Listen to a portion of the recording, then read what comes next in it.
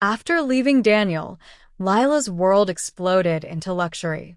Marcus showered her with gifts, fine jewelry, designer dresses, invitations to exclusive events. Every word he spoke carried weight. Every glance from him felt like recognition of her power. And she drank it in like air. At first, she thought the magic of the ring was responsible. But soon, she realized something else.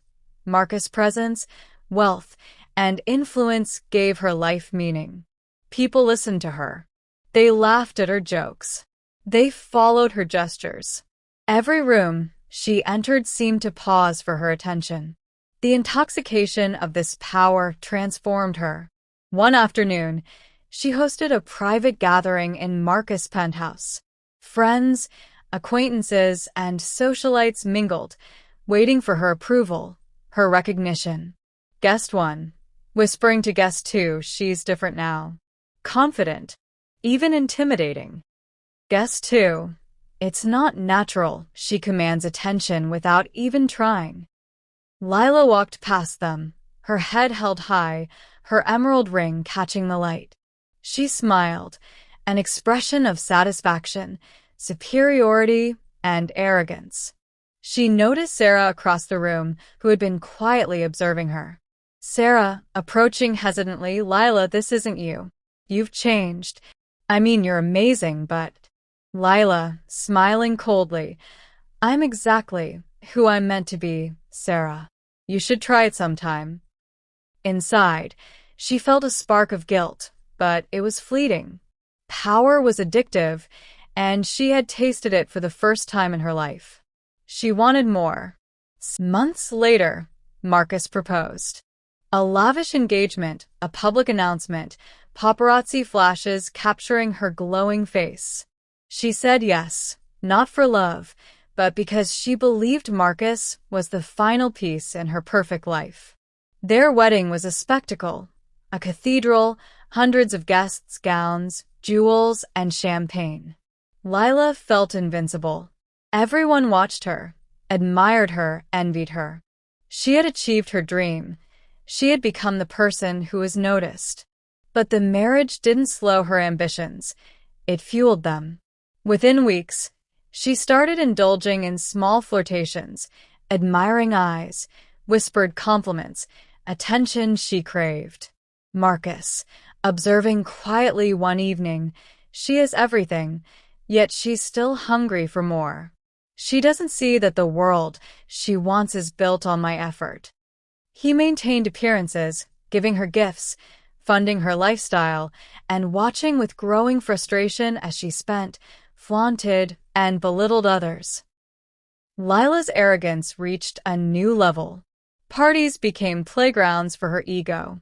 She flirted with men who admired her, accepting attention she didn't need but wanted.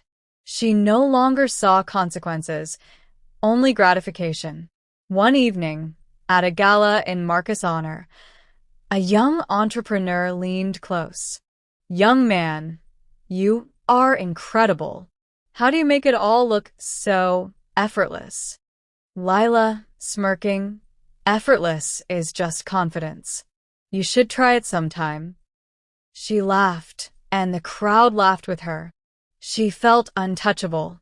She didn't realize the isolation creeping in, the friends she had pushed away, the family she had ignored.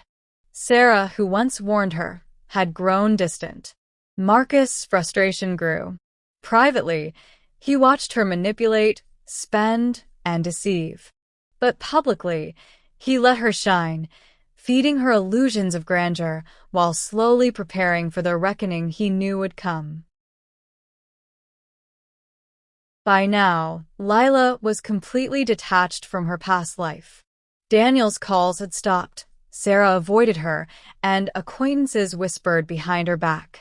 The only constant was Marcus' money and influence, which she consumed without gratitude.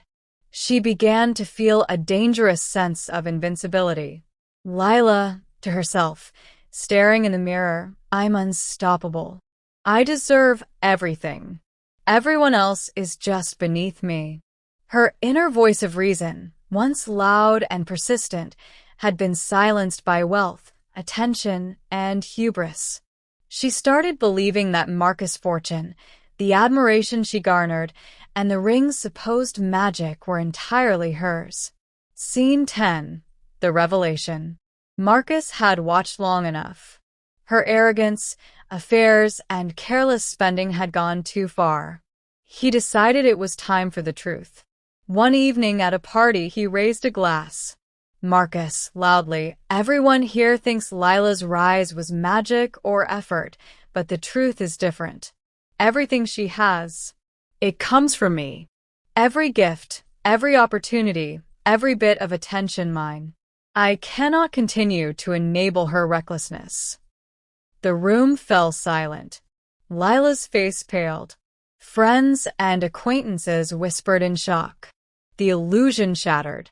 Marcus, to Lila, quietly, "I cannot watch you destroy yourself and use me at the same time. Goodbye, Lila." Suddenly, she was alone. Her friends abandoned her. Parties stopped. Gifts stopped. She wandered through her now empty apartment, staring at the emerald ring. Lila, whispering, "It was never the ring, it was never me, it was him." Years passed. Daniel, whom she had abandoned, became wildly successful. A company he built from nothing flourished. Sarah, who had warned her, became Daniel's partner. Together, they lived a life Lila had dreamed of but had destroyed. Lila drifted, broke, and humiliated, haunted by the memory of the life she had thrown away. Every mirror reminded her she had had everything and lost it all to arrogance, greed, and betrayal. "Lila," softly, "I wanted the world, and now I have nothing. I had love, friendship, stability, and I threw it all away."